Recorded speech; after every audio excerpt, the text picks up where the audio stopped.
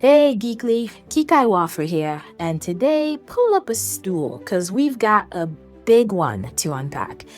We are talking about the absolute titans of the industry making moves that are so big, so expensive, and frankly so sneaky that you almost have to respect the hustle.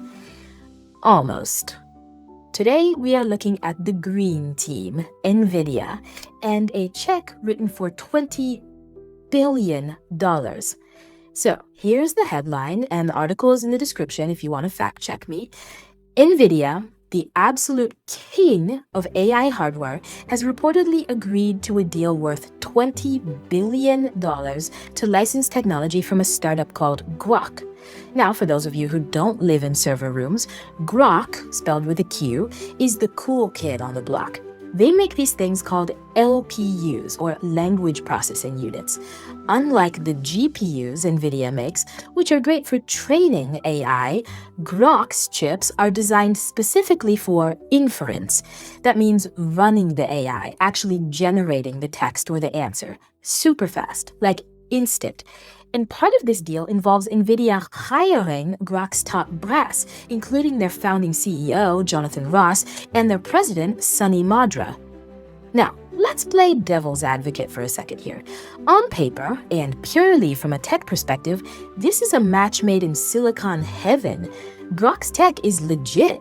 They use something called a deterministic design, which is a fancy way of saying their chips don't have the random traffic jams that standard chips do. They are efficient, they save power, and they are blazing fast. NVIDIA is already the master of training AI, so by grabbing Groq's tech for the inference side, the part where the AI actually talks to you, they're basically completing the puzzle. Jensen Huang, the CEO of NVIDIA, even sent a memo saying they plan to put this tech into their AI factory architecture. For us gamers and tech enthusiasts, this could mean AI that finally responds instantly without that awkward 3-second pause, all while burning less electricity. That is objectively a win for the tech. But when I started looking at how they're doing this, that I started to twitch, because this isn't a standard acquisition. Oh no, that would be too simple. This is where we get to the total BS part. See, NVIDIA isn't buying Groq, they're paying $20 billion, which, by the way, is a massive premium over what Groq was worth just a few months ago, to license the IP and hire the founders. In the industry, we call this a reverse acquihire. It is a loophole the size of the Grand Canyon. Why do they do it? To keep the government off their back. If NVIDIA tried to buy Groq outright, the Federal Trade Commission and every antitrust regulator on the planet would jump in and scream monopoly, simply because NVIDIA already owns like 90% of the market. So instead, they pull this maneuver. They write a massive check, they take the technology, they take the CEO, they take the president, and they leave Groq behind as an independent company with a new CEO. Seriously? Are they taking us for fools? You take the brain, you take the heart, and you tell us the body is still walking around just fine? This is exactly what Microsoft did with Inflection and what Amazon is doing with Adept. It's a way to eat your competition without technically eating them, so you don't have to fill out the paperwork. It's cynical corporate cannibalism dressed up as a strategic partnership.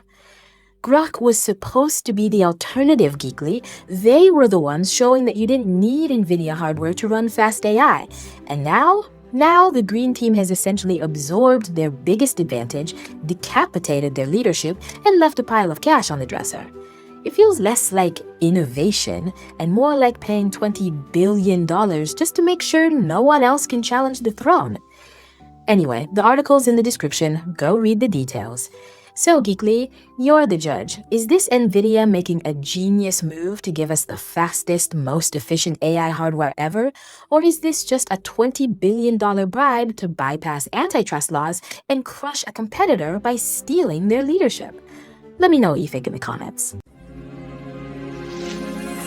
And that is the bottom line on this $20 billion desperation move. If you enjoyed watching me tear this apart, smash that like button, subscribe, and let me know in the comments if you think the giant is finally stumbling.